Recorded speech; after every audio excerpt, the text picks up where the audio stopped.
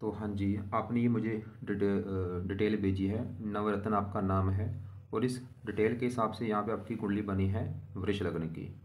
राशि आपकी है वृश्चिक और ये कुंडली आपकी यहाँ पे मैंने बना रखी है। आपने जो सवाल जो लिख के भेजे हैं, आपने अपने ग्रहों के बारे में पूछा है कि सूर्य की दशा कैसी जाएगी, शुक्र की अभी दशा कैसी है, शुक्र अस्त है क्या करूँ, और संतान के बारे में पूछा है, पत्नी बीमार रहती है, काम काज के बारे में पूछा है, कौन सा रत्न धारण करना चाहिए। तो जो भी आपके सवाल मैं आपको विस्तार में समझाऊंगा। वो जैसे आपको थोड़ा बहुत कुंडली के बारे में पता भी है, चलो अच्छी बात है, मुझे समझाने में आपको एक आसानी होगी। तो देखो जी, जैसे आपको पता होगा कि जो कुंडली होती है इसमें 12 घर होते हैं। 12 घर मैं लिख देता हूँ। ये है आपकी कुंडली में पहला घर है, ये है दूसरा घर, तीसरा घर, चौथा, पाँचवा, छठा, सातवां, आठवां, नौवां, दसवां, 11वां और ये 12वां घर। अब ये जो 12 घर होते हैं, इन घरों से आपके जीवन के बारे में कुछ ना कुछ हम पता करेंगे। जैसे कि पहले घर से पता किया जाता है आपका जो शरीर है वो कैसा होगा, हेल्थ कैसी होगी, स्वभाव कैसा, रंग रूप कैसा, पर्सनैलिटी पहले घर को देख के डिसाइड होगा। दूसरा घर आपके है धन जोड़ने का। तीसरा घर छोटे भाई बहन। चौथा घर आपकी है माता, मकान, वाहन। पांचवा घर बच्चों का है। छठा घर है शत्रु, रोग, कर्जा। सातवां घर है आपकी पत्नी का घर। आठवें घर से उम्र देखेंगे। नौवें घर से भाग्य। 10वां घर काम काज। 11वां घर आमदनी, लाभ, इच्छा पूर्ति। और 12वें घर से आपके खर्चे देखेंगे। तो यहाँ पे देखो जी, आपने दो बातें नोट करनी है। पहली बात, जो मैंने 12 घर लिखे हैं इनको याद कर लो। और दूसरी बात, इन 12 घरों से जो कुछ देखा जाएगा वो याद कर लो। और अब आप ये देखो कि आपने कुंडली में क्या देखना है, वो घर देख लो। मान लो आपने देखना है अपने कामकाज के बारे में, तो कामकाज का जो घर है वो है 10वां घर। तो 10वें घर से देखा जाएगा आपका कामकाज। और 10वें घर में का नंबर लिखा है 11। 11 है कुंभ राशि। माल किसका बना, शनि। तो आपके कामकाज के लिए हमें शनि को देखना पड़ेगा। ऐसे ही अगर आपकी कुंडली में आपके धन के बारे में जानना है, दूसरा घर है धन का घर, खासकर धन जोड़ने का। और दूसरे घर में नंबर लिखा है 3। 3 है मिथुन राशि। माल किसका बना है, बुध। तो आपके धन के बारे में जानना है, बुध को देखना पड़ेगा। तो आपको मेरा कहने का मतलब समझ आ चुका है कि जो कुछ देखना है वो घर देखना है और घर का मालक देखा जाता है। वैसे और भी चीज़ें होती हैं, दृष्टियाँ भी देखी जाती हैं।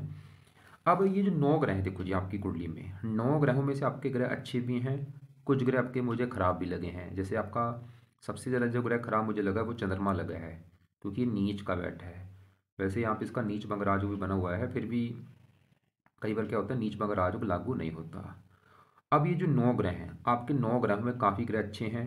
जैसे कि आपका बुध अच्छा है, शुक्र अच्छा है, सूर्य अच्छा है, गुरु अच्छा है, उच्च का बैठा है। राहु भी ठीक ठाक है, थोड़े से देगा दिक्कतें। मंगल आपको ज़्यादा खराब फल देगा, थोड़े बहुत अच्छे फल देगा। शनि आपको खराब फल भी अच्छे फल भी देगा, रले मिले फल देगा। मतलब आपके ग्रह अच्छे भी हैं, ग्रह खराब भी हैं, कुछ ग्रह ऐसे हैं जो रले मिले फल आपको देंगे।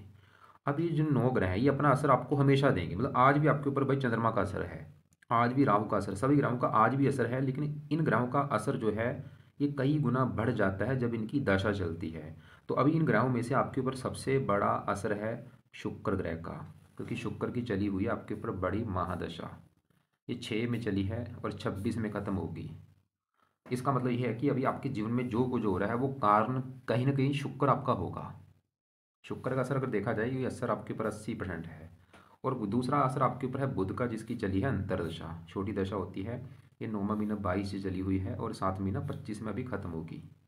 तो हमने अभी क्या देखा कि ये ग्रह जो हैं असर आपके ऊपर सभी ग्रहों का है, बस ज़्यादा असर शुक्र का है। और दूसरा नंबर आ रहा है बुध ग्रह का। और वैसे और भी दशाएं होती हैं, एक तीसरा भी असर आपके ऊपर है, वो शनि की तीसरी दशा चल रही, पता है अंतरदशा चली हुई है, शनि का भी असर है। अब एक आपके ऊपर डेया भी चल रही है, डेया का भी असर है। तो अब सबसे पहले मैं डेया की बात करूंगा। डेया क्या होती है, देखो जी डेया होती है दो प्रकार की। एक चतुर डेया होती है, एक अष्टम डेया होती है तो जो दोनों ही खराब, लेकिन ज़्यादा अष्टम डेया को खराब ज़्यादा माना गया है। आपके ऊपर चल रही है चतुर डेया। और ये पिछले 2.5 साल हो चुके हैं। ख़त्म कब होगी, अभी ख़त्म होने वाली 29 मार्च में ख़त्म हो जाएगी आपकी। इसी जो मार्च है इसी में अभी वही 10-15 दिन पड़े हैं, ख़त्म होने वाली है। अष्टम डेया जैसे मैंने बोला, इसको ये देखो जी अच्छा नहीं माना गया। जैसे एक 7.5 होती, 7.5 साल की, ऐसी डेया होती 2.5 साल की। ये जब भी आती हैं ये शनि की होती हैं डेया। जब भी आती हैं लाइफ में हज़ारों दिक्कतें पैदा करती हैं। तो आपको मेरा कहने का मतलब ये है कि अगर आपको लग रहा है कि पिछले 2 साल से आपके जीवन में दिक्कतें, परेशानियाँ, रुकावटें आ रही हैं, उसका मैं कारण एक बोलूँगा, ये आपकी डेया हो सकती है भाई। क्योंकि मैंने बोला है कि जब भी आती हैं दिक्कतें पैदा करती हैं। सबकी दिक्कतें अलग अलग होती हैं, कईयों के काम काज में दिक्कतें आती हैं, कईयों की हेल्थ ख़राब होती है, कहीं कोई और कोई दिक्कत आती है। और आपकी जैसे मैंने बोला अभी डेया ख़त्म हो जाएगी 29 मार्च 25 में, उसके बाद आपको काफ़ी राहत मिलेगी। मतलब आपका समझ लो काफ़ी समय अच्छा भी शुरू हो जाएगा इसके अगले महीने के बाद, अप्रैल से, क्योंकि अभी डेया आपकी ख़त्म हो जाएगी। तो ये तो ये डेया की बात है। बाकी बड़ी दशा शुक्र की है, क्योंकि मैंने बोला था आपके जीवन में जो कुछ हो रहा है कारण बड़ा शुक्र है। हमें ये जानना जरूरी है कि शुक्र अच्छा है या बुरा है, क्योंकि अगर शुक्र अच्छा निकला भाई फिर तो आपके जीवन में कर देगा अच्छा ही अच्छा। अगर बुरा निकला बुरा ही बुरा करेगा। ऐसे ही बुध का भी असर है, सवाल कि बुध अच्छा है बुरा है। वैसे इसको सही बताऊं दोनों ग्रह आपके तकरीबन अच्छे हैं, क्योंकि शुक्र है लग्नेश, बुध है पंचमेश, दोनों की दशा योग कर ग्रह हैं, ये आपको अच्छे फल ही देंगे। बाकी लेकिन आपके जो पहले मैं जैसे कि शनि हो गया ये थोड़ा सा खराब है, चंद्रमा, इनकी पहले मैं बात करूंगा विस्तार में, इनको थोड़ा सा मैं कवर कर देता हूँ। जैसे पहले मैं शनि की बात करता हूँ। सवाल कि शनि अच्छा है बुरा है। शनि आपको मैंने बोला है रले मिले फल देगा, अच्छे फल भी बुरे फल भी, लेकिन बुरे फल थोड़े से ज़्यादा देगा। कारण क्या है, शनि बैठे हैं 8वें घर में, खराब घर में। इस घर को अच्छा घर नहीं माना है। कुछ कंडीशनें होती हैं, अगर इसी घर का माल किसी घर में हो या छठे 8वें 12वें घर का माल किसी घर में बैठा हो, फिर एक योग बनता है सरल नामक विपरीत राजयोग। वो यहाँ पे वैसे योग नहीं बना। एक तो शनि 8वें घर में बैठा है और गुरु घर में बैठा है, गुरु को अपना शत्रु मानता है। अब शनि क्या करेगा, आपको जो बुरे फल देगा। शनि इस कुंडली में दो ग्रहों का मालिक है, उन दो ग्रहों को लेकर दिक्कतें आएंगी। एक तो शनि का घर है ये 10वां घर, और मैंने बोला है 10वां घर आपके काम काज का घर है, जो आप नौकरी या कारोबार या बिजनेस करते हैं 10वां घर है। 10वां घर पिता का भी है, 10वें घर से सरकार देखी जाएगी और मान प्रतिष्ठा। और 10वें घर में 11 लिखा है माल किसका, शनि, और ये बैठा है 8वें घर में। यहाँ पे एक दोष बना है राजभंग। तो शनि की वजह से आपके काम, क्योंकि काम काज का मालिक है शनि, तो आपके काम काज में हमेशा कोई ना कोई दिक्कतें पैदा करता रहेगा। दसवां अगर पिता का है, पिता संबंधी भी दिक्कतें आती हैं। सरकार का है, सरकारी काम में दिक्कतें। 10वां अगर मान प्रतिष्ठा मान हानि होती है समाज में। और ये दिक्कतें ज़्यादा बढ़ जाएंगी जब कभी शनि की दशा आपके ऊपर चलेगी। और जैसे कि देखो जी दशा मैंने बोला है अभी, दशा आपके ऊपर अभी चल रही है शनि की। वो कैसे, देखो शनि शुक्र की है बड़ी दशा, बुध की है छोटी दशा, और तीसरी दशा किसकी है, शनि की। ये देखो ये 20 जनवरी 25 में आपकी पिछले 1-2 महीना हो चुका है चली को, कब खत्म होगी, 7वां महीना 25 में। क्योंकि दशाएं कई प्रकार की होती हैं, अभी भी शनि का असर है लेकिन कम है, ठीक है, लेकिन फिर भी आज भी अगर आपके मान लो काम काज में कोई दिक्कत आ रही है, वो कारण मैं शनि बोलूँगा। या और आपका पिता संबंधी कोई दिक्कत आ रही है, या सरकारी कामों में दिक्कत है, या आपकी मान हानि हो रही है समाज में, जैसे आपने बोला था लोगों से लड़ाई झगड़े हो रहे हैं, हो सकता कारण ये शनि भी हो। और ये 8वें घर में बैठा आपकी हेल्थ भी खराब कर देगा, हेल्थ को लेकर दिक्कतें आना। लेकिन शनि जहाँ बैठता है उसकी वृद्धि करता है। 8वें घर में जब भी शनि बैठता है, 8वां घर है उम्र का, ये आपकी वैसे उम्र लंबी कर देगा शनि। और शनि इसको एक और घर का मालिक है, इस 9वें घर का। 9वें घर से देखा जाता है भाग्य, भाग्य कैसा होगा, 9वां घर। 9वें घर में लिखा है 10, माल किसका है, शनि। और ये 9वें घर से 12वें घर में बैठा है। 12वां घर व्यय का भी होता है, भाग्य का व्यय होना, भाग्य की हानि होना, क्योंकि अपने घर से 12वां घर हानि का होता है। तो भाई यहाँ पे भाग्य भंग जो भी बना हुआ है, मतलब शनि आपके भाग्य की भी हानि कर रहा है, कि भाग्य पूरी तरह से साथ नहीं देगा। लेकिन साथ कहाँ पे देगा, अपने घर से। 12वां घर विदेश का भी है, अगर आप घर से दूर जाते हैं तो आपका भाग्य ज़्यादा साथ देगा। तो लेकिन अब यहाँ पे सवाल है, इसकी दृष्टियाँ भी हैं, 7वीं पड़ रही है दूसरे घर के ऊपर, और 10वीं पड़ेगी 5वें घर के ऊपर। थोड़ा संतान में देरी होना या गर्भपात होना, ऐसी दिक्कतें भी पैदा कर सकता है। तो मतलब अगर आप शनि के भाई उपाय करते हैं, कितने फ़ायदे होंगे लिख लो।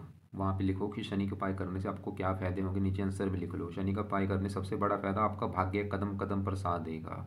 दूसरा फ़ायदा, शनि के उपाय करोगे काम काज का सुख अच्छा मिलेगा, सरकार का सुख अच्छा, पिता का सुख अच्छा, मान प्रतिष्ठा अच्छी मिलेगी, आप बीमारियों से बचेंगे, आपको कोई संतान को लेकर दिक्कत नहीं आएगी, और भी कई फ़ायदे हैं। तो शनि के उपाय में से पहला जो उपाय है, आप शनि मंदिर जाना भाई शुरू कर दो।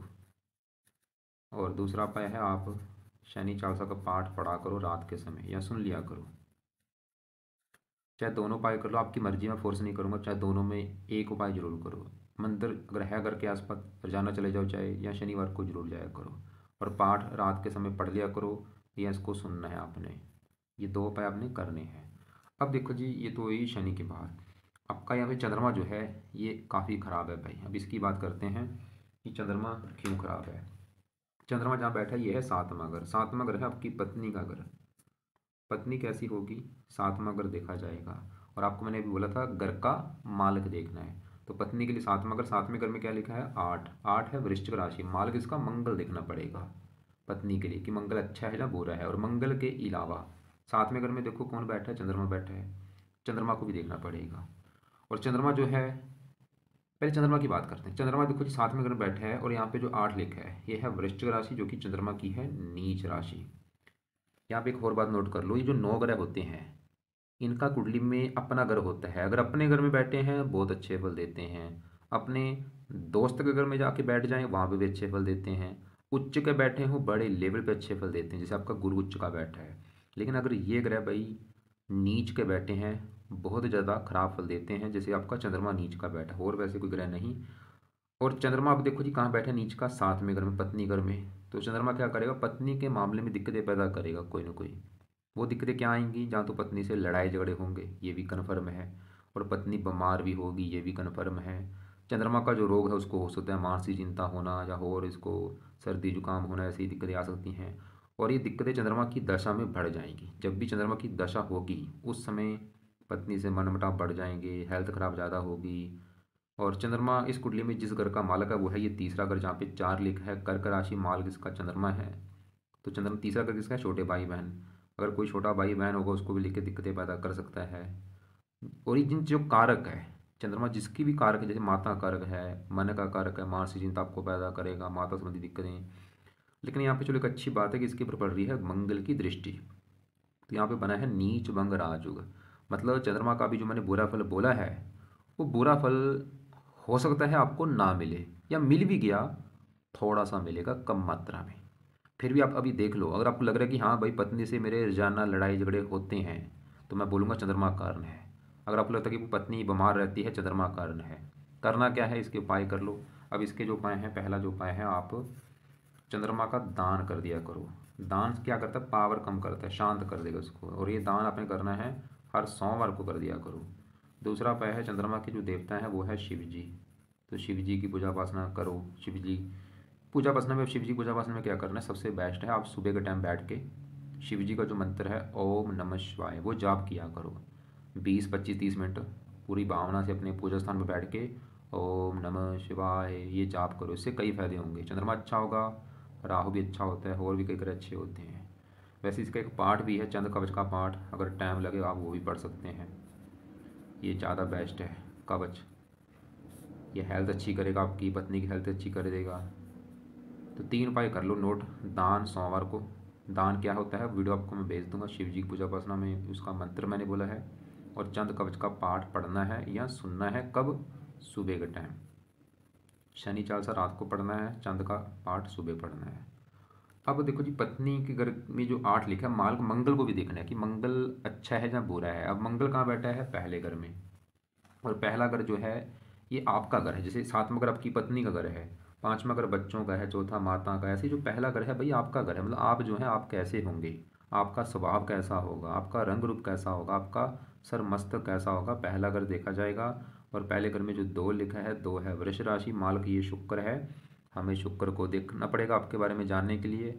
और शुक्र के अलावा पहले घर में कौन बैठा है, मंगल, मंगल को भी देखना पड़ेगा। अब मंगल की पहले बात करेंगे। तो मंगल देखो जी पहले घर में बैठा है यहाँ पे शुक्र घर में, और मंगल जो है शुक्र को अपना मानता है दुश्मन मानता है, अति दुश्मन है दोनों। अब मंगल जो है इस कुंडली में मार्केश भी है, लग्नेश शुक्र का शत्रु है। मार्केश का मतलब है ये इस कुंडली में जिस घर का मालक है वो है ये 12वां घर भी है, और ये 7वें घर का मालक है। सवाल है कि मंगल अच्छा है या बुरा है। पहली सीधी सी बात ये है, तो मंगल आपको भाई रले मिले फल देगा, अच्छे फल भी देगा बुरे फल भी देगा। मंगल जहाँ बैठा है वो है पहला घर, मैंने बोला वो शत्रु राशि है। अब मंगल जो है शत्रु राशि में बैठा है पहले घर में। तो और मंगल जिस घर का मालक है वो है ये 12वां घर, क्योंकि 12वें घर में जो 1 लिखा है मेष राशि मालक मंगल। और 12वां घर किसका होता है, खर्चा हानि, मतलब खर्चा चला गया पहले घर के ऊपर, हानि पहले घर के ऊपर। मतलब मंगल आपके शरीर की हानि करेगा। हानि का मतलब है कि मंगल आपका जो पहला घर है, पहला घर मैंने बोला आपका शरीर, हेल्थ, स्वभाव। मंगल भाई आपको हेल्थ आपकी ख़राब करेगा ये।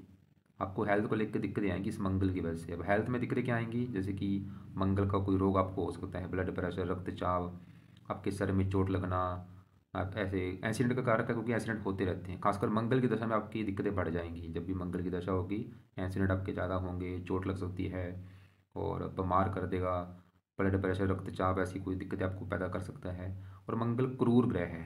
क्रूर जब पहले घर में बैठा है, मार्केश भी है, तो मंगल आपको क्रोधी बनाएगा भाई, जिद्दी बनाएगा, लड़ाकू बनाएगा, गुस्से वाला बनाएगा, और आपके गुस्से की वजह से आपके काम बिगड़ेंगे। और मंगल की दृष्टियां भी हैं। चौथी दृष्टि यहाँ से डालेगा चौथे घर के ऊपर, यहाँ पे सूर्य की राशि है मित्र राशि। अब देखो जी, मंगल मैंने बोला बाहर में घर का भी स्वामी है, लेकिन मंगल इस कुंडली में इस घर का भी मालिक है, साथ में घर का। और साथ में घर किसका है? पत्नी का घर। पत्नी देखनी है साथ में घर, साथ में घर में 8 लिखा है, मालिक मंगल। तो पत्नी के लिए मंगल को देखा जाएगा, और मंगल बैठा है दुश्मन के घर में, तो मंगल आपको पत्नी संबंधी भी दिक्कतें पैदा करेगा। यहाँ पे मंगल दोष भी बना है, लेकिन यहाँ पे चलो ठीक है, मंगल साथ में दृष्टि से अपने घर को देख रहा है, दिक्कतें जो हैं वो कम हो जाएंगी। फिर भी दिक्कतें आएंगी जरूर। दिक्कतें आने का मतलब ये है कि पत्नी से लड़ाई झगड़े तो आपके जरूर होंगे, मनमुटाव जरूर होगा, विवाह में कई बार देरी भी होती है।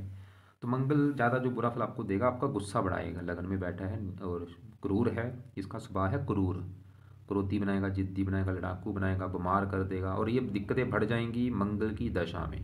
लेकिन अगर आप चाहते हैं कि भाई ऐसा क्या किया जाए कि मंगल अच्छा हो जाए, और अच्छा मतलब अगर आप मंगल के 1-2 उपाय करते हैं, फायदा क्या होगा? सबसे बड़ा फायदा, आप बीमारियों से बचेंगे, कोई रोग नहीं आपको लगेगा, एक्सीडेंट से बचेंगे, आपको गुस्सा जो आ रहा है वो नहीं आएगा, और भी पत्नी के लिए अच्छा है, मंगल दोष खत्म होगा, खर्चों से बचेंगे, कई फायदे होंगे।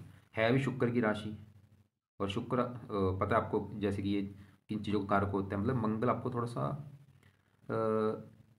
खुद के ऐशो आराम के ऊपर भी आपका खर्चा करा सकता है, खाने पीने घूमने फिरने के ऊपर, ऐसे खर्च इनके ऊपर भी खर्चा कभी बढ़ सकता है। तो ये भाई इसके मंगल के उपाय जरूर करो, मंगल की दशा में चीज़ें बढ़ सकती हैं। तो मंगल के उपाय में से, क्योंकि यहाँ पे देखो जी, फिर अभी मैंने कुछ आपको और भी उपाय बताने हैं जो जरूरी उपाय हैं। मंगल का उपाय अभी फिलहाल आप 1-2 उपाय कर लो, जिसमें से पहला उपाय है मंगल का दान जरूर किया करो। ये दान आप मंगलवार को करना है, हर मंगलवार को मंगल की जो वस्तुएं हैं उनका दान कर दो। दूसरा उपाय है, मंगल के देवता हैं हनुमान जी, तो आप हनुमान जी की पूजा उपासना किया करो, जो कि आपने सब लिख रखा है आप करते हैं। अब हनुमान जी की पूजा उपासना में क्या करना है? सबसे बेस्ट है हनुमान जी का जो मंत्र है, ओम हण हनुमते नमः, ओम हण हनुमते नमः, ये मंत्र जाप कर लिया करो। कब करना है? चाहे सुबह कर लो, शाम को कर लो, जब भी आपका टाइम लगे कर सकते हो। या बाकी आप हनुमान जी के पाठ पढ़ा करो, जैसे आज मान लो हनुमान चालीसा पढ़ा है, कल संकट मोचन पढ़ लो, कभी बजरंग बाण पढ़ लो, कभी अंगारक स्रोत पढ़ लो, ऐसे पाठ चेंज करके पढ़ा करो। मंदिर जाते रहो हनुमान जी के, इसके तो कई फायदे होते हैं। हनुमान जी से शनि अच्छा होता है, राहु अच्छा होता है, कई ग्रह अच्छे होते हैं। ये दोनों उपाय आपने करने हैं। तो आपके भी जो ग्रह हमने देखे हैं, हमने आपका शनि देखा, चंद्रमा देखा, मंगल देखा। देखो जी, एक और बात मैं बता दूं, आपको पता होगा कि चलित कुंडली होती है। आपके कुछ ग्रह ऐसे हैं जो मैंने देखा है चलित कुंडली में दूसरे ग्रहों के फल देंगे। जैसे आपका शनि जो है बैठा 8वें घर में है, ये मुझे भी दिख रहा है 8वें घर में बैठा है, आपको भी दिख रहा होगा 8वें घर में बैठा है। लेकिन अभी मुझे याद आया कि आपका जो है, इसको मैंने पहले देख लिया था, ये इसको अगर चलित कुंडली में देखूँ, इसका बड़ा हिस्सा है 9वें घर के ऊपर, और ये आपके लिए बहुत अच्छी बात है। मतलब शनि मैंने आपको बोला था बुरे फल देगा, आपके भाग्य की हानि करेगा, आपके काम काज में दिक्कत देगा। ये दिक्कतें आएंगी जरूर, थोड़ी सी आएंगी, क्योंकि ये चलत में भाई 9वें घर के ऊपर जा चुका है, बहुत अच्छी बात है। 9वें घर के ऊपर जाने की वजह से ये बुरे फल ज़्यादा नहीं देगा, थोड़े बहुत देगा लेकिन ज़्यादा नहीं। अब आपके बढ़ते हैं यहाँ पे, ये जो 5वें घर में सूर्य बैठे इसकी मैं बात करता हूँ। पहले 5वां घर समझो किसका है।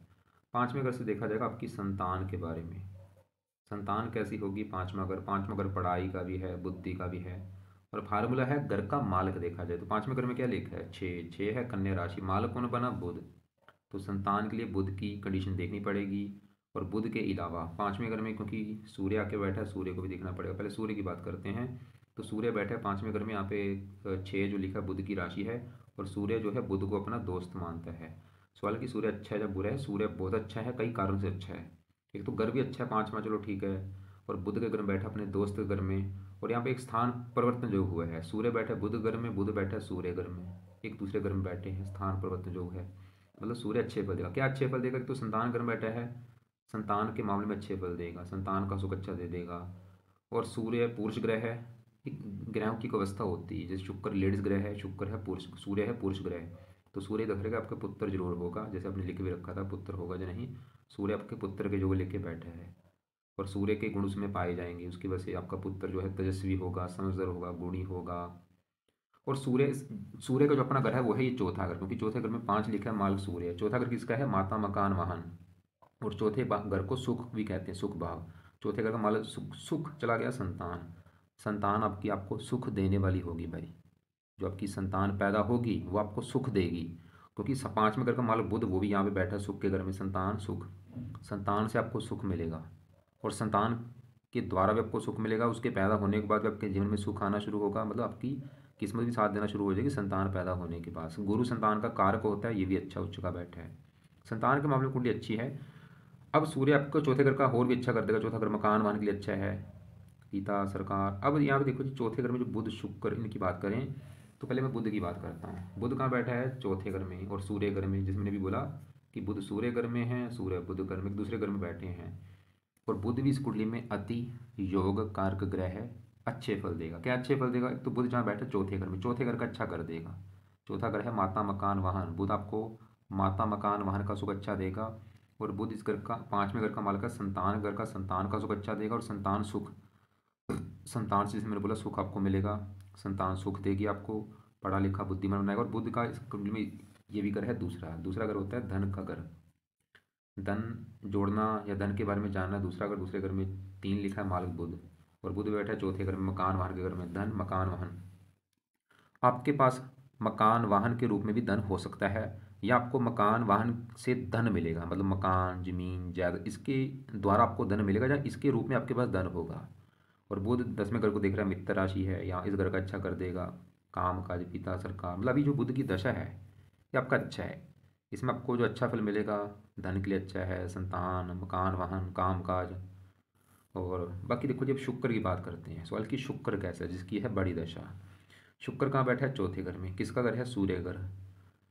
और शुक्र जो है सूर्य को अपना थोड़ा सा दुश्मन मानता है। और शुक्र जो है इस कुंडली में जिस घर का मालिक है वो है ये पहला घर, क्योंकि पहले घर में जो 2 लिखा है मालिक शुक्र है, और पहला घर मैंने बोला था आपका शरीर, हेल्थ, स्वभाव, रंग रूप, पर्सनैलिटी। पहले घर से पहले घर के मालिक शुक्र को देखा जाएगा। और शुक्र बैठा चौथे घर में, चलो घर अच्छा ही है चौथा घर। और मतलब पहला घर शरीर, शरीर उठ के चला गया चौथे घर में सुख, शरीर सुख। शुक्र ही दिखा रहा है कि आप भाई सुखपूर्वक जीवन व्यतीत करने वाले होंगे। और शुक्र भी चौथे घर का अच्छा कर देगा आपको। शुक्र की वजह से चौथा घर मकान वाहन का, आपको शुक्र की वजह से मकान वाहन जमीन जायदाद ये सुख मिलेंगे लाइफ में। लेकिन अभी यहाँ पे शुक्र की अगर बात करूँ भाई, शुक्र भी मैंने देखा है चलत कुंडली में इसका बड़ा हिस्सा है पांचवें घर के ऊपर। अब पांचवें घर का शुक्र रिजल्ट आपको ज़्यादा देगा। और पांचवा घर है संतान का। शुक्र मतलब पांचवें घर का भी अच्छा कर देगा, संतान पढ़ाई बुद्धि। और शुक्र है एक लेड्स ग्रह, तो पांचवें घर के ऊपर आएगा तो शुक्र आपके लड़की होने का भी योग लेके बैठा है, कि आपकी लड़कियां होंगी। लेकिन साथ में सूर्य है तो वो पुत्र का योग भी दिखा रहा है। लेकिन शुक्र थोड़ा सा देखो जी, मुझे लग रहा है ये थोड़ी सी हल्की सी दिक्कत आपको देगा। कारण क्या है? शुक्र छठे घर का भी मालिक है, छठे घर में क्योंकि 7 लिखा है मालिक शुक्र। छठा घर किसका? रोग, शत्रु, कर्जा। मतलब शुक्र की वजह से थोड़ा बहुत हेल्थ खराब होना, शत्रु बढ़ते हैं और ऐसी दिक्कतें आती हैं। करना क्या है? मतलब शुक्र के जितना हो सकता है सबसे ज़्यादा अगर आपके उपाय भाई करने हैं, मैं बोलूँगा शुक्र के करो, क्योंकि सबसे बड़ा आपके ऊपर शुक्र का असर है। और है भी अस्त बैठा है, मृत अवस्था में बैठा है। अस्त का मतलब होता है इसका अच्छा बुरा फल जो है कम हो रहा है। अच्छे फल जो आपको मिलेंगे वो भी कम हो रहे हैं, बुरे फल जो हैं वो भी कम हो रहे हैं। लेकिन हमने ऐसा काम करना है ताकि अच्छे फल बढ़ जाएं, बुरे फल कम हो जाएं। तो शुक्र के जो उपाय हैं वो क्या है?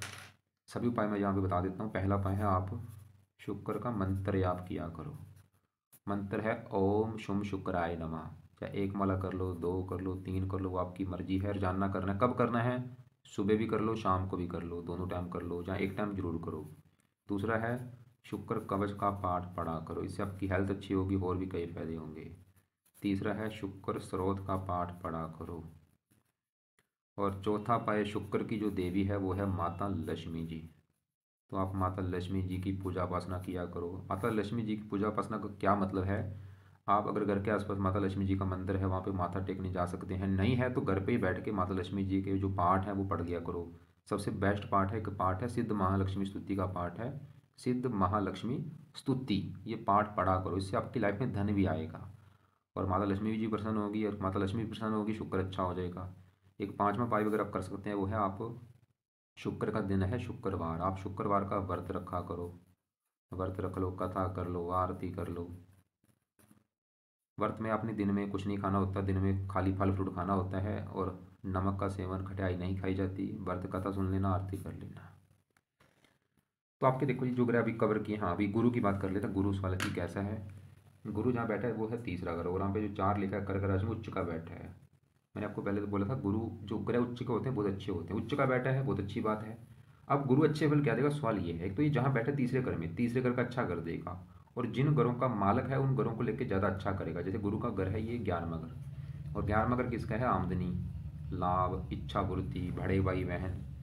और 11वें घर में 12 लिखा, मालक गुरु उच्च का है।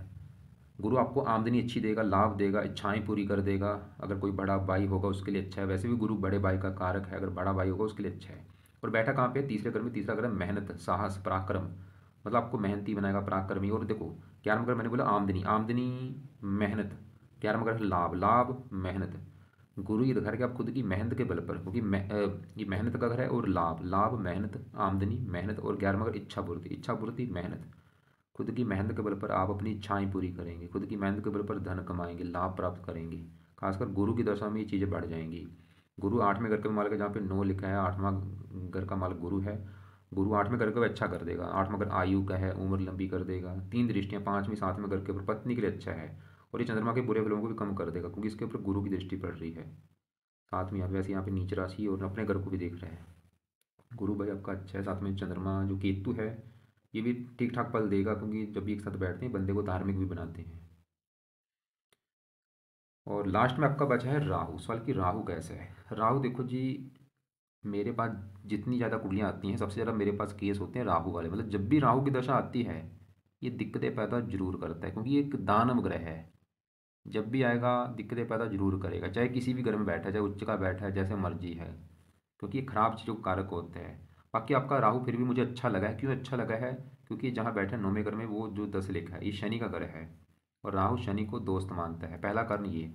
दूसरे, इसकी जो दृष्टियाँ पड़ रही, देखो 5वीं दृष्टि से पहले घर को देख रहा है, यहाँ पे उच्च राशि है। 7वीं यहाँ पर पड़ रही है, 9वीं 5वें घर के ऊपर यहाँ पे स्वय राशि है।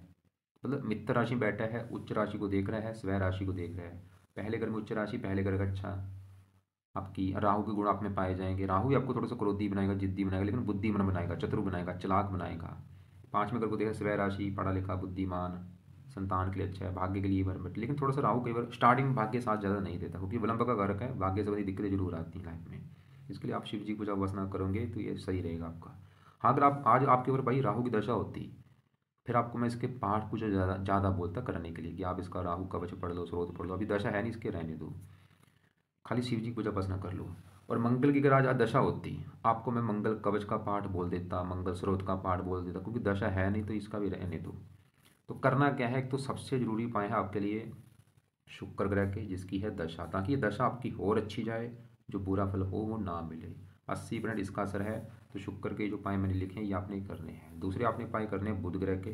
बुध की चाहे करो चाहे ना करो, क्योंकि दशा भी खत्म होने वाली 7 महीने 25 दिन, रहने दो उसके, तो चाहे उपाय रहने दो। और बाकी आप जो ग्रह खराब होते हैं उनके उपाय जरूरी हैं। जैसे आपका ज़्यादा ग्रह खराब मैंने चंद्रमा बोला है, क्योंकि नीच का है, लेकिन फिर भी उसका मैंने बोला था नीच बंगराजू की वजह से बुरा फल जहाँ तो आपको मिलेगा नहीं, अगर मिल भी जाए थोड़ा सा मिलेगा, फिर भी उसके उपाय कर लो। इसमें से पहला उपाय है दान करो चंद्रमा का, सोमवार को शिव जी की पूजा उपासना करो। और चंद्र कवच का पाठ पढ़ना है, सुबह सुबह के टाइम में सुनना है। और बाकी आप मंगल के भी उपाय जरूर करो, क्योंकि सर के ऊपर बैठा आपकी हेल्थ खराब करेगा, गुस्सा बढ़ाएगा, उसके लिए मंगल का दान किया करो, हनुमान जी की पूजा उपासना करो। और बाकी आप सूर्य के पाया भी रहने दो। हाँ, दशा आगे चलेगी, जब उस समय सूर्य का पाठ पूजा कर लेना, ताकि वो दशा आपकी और अच्छी जाए। उस समय आप चाहे शुक्र के पाए छोड़ देना, फिर बुध के पाए रहने दो, गुरु के पाए रहने दो, केतु के रहने दो। तो ये फिलहाल आपने उपाय करने हैं। शुक्र का मंत्र सुबह भी करना है, शाम को भी करना है। शुक्र कवच स्रोत के पाठ सुबह भी पढ़ो, शाम को भी पढ़ो।